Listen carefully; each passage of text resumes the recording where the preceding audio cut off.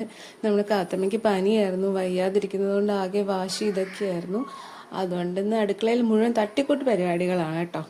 പുട്ടും പഴവും, പിന്നെ ഒരു തട്ടിക്കൂട്ട് ഫ്രൈഡ് റൈസ് ഉണ്ടാക്കാമെന്ന് വിചാരിച്ചിരിക്കുകയാണ്. വേറെ ഒന്നും ഉണ്ടാക്കാനുള്ള ടൈമില്ല.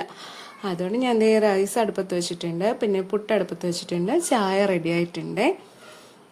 ബസുമതി റൈസാണ് കേട്ടോ. അപ്പോൾ റൈസ് ഉണ്ടാക്കുമ്പോഴത്തേക്കും കുറച്ച് അധികം ഉണ്ടാക്കിയിട്ട് അത് ചൂടാറി കഴിയുമ്പോൾ ഞാനെടുത്ത് പാത്രത്തിൽ മാറ്റി വയ്ക്കുക. അപ്പോൾ നമുക്ക് അടുത്ത 2 ദിവസത്തേക്കൊക്കെ ഉപയോഗിക്കാം കേട്ടോ. പക്ഷേ അതിൻ്റെ ഇടയ്ക്ക് കാത്തമ്മ വീണ്ടും പ്രശ്നം ഉണ്ടാക്കി.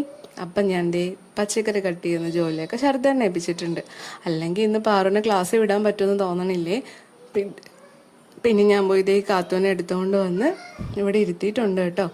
പിന്നെ ഞാനും ശരത്തനും കൂടെ വേഗം കട്ട് ചെയ്ത് പെട്ടെന്ന് പരിപാടികളൊക്കെ തീർത്ത് അതിൻ്റെ ഇടയ്ക്ക് പാറുവിനെ റെഡിയാക്കുന്നുമുണ്ട്. പാറുവിനെ വിളിച്ച് എഴുന്നേൽപ്പിച്ചു, കുളിപ്പിച്ചു, റെഡിയാക്കി.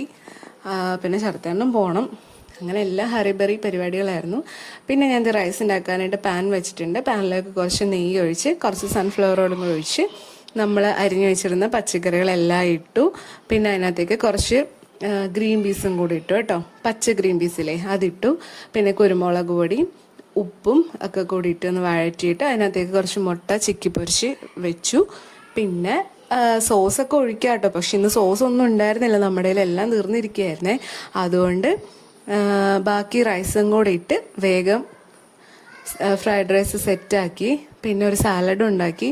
അതൊന്നും വീഡിയോ എടുക്കാനായിട്ട് പറ്റിയില്ല കേട്ടോ. അന്നേരമൊക്കെ കാത്തമ്മ ഭയങ്കര ബഹളമായിരുന്നു.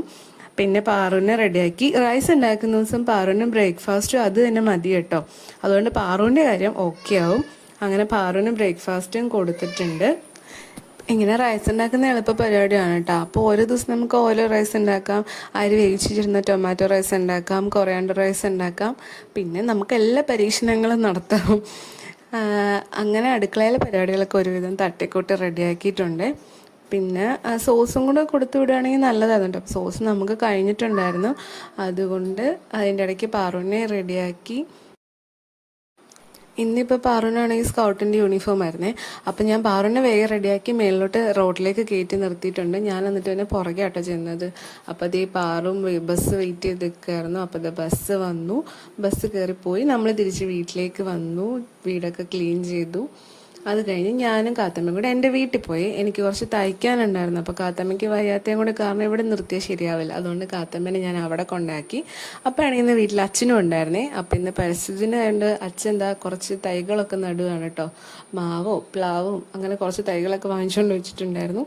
അപ്പം ഞാൻ കുറച്ച് നേരം അതൊക്കെ ചെയ്ത് അച്ഛനെ കൂടെ അവിടെ നിന്ന് കാത്തമ്മനെ അവിടെ ആക്കിയിട്ട് ഞാൻ തിരിച്ചു പോന്നു. അപ്പം ഇന്ന് വിശേഷം ഇത്രേ ഉള്ളൂ. ബൈ.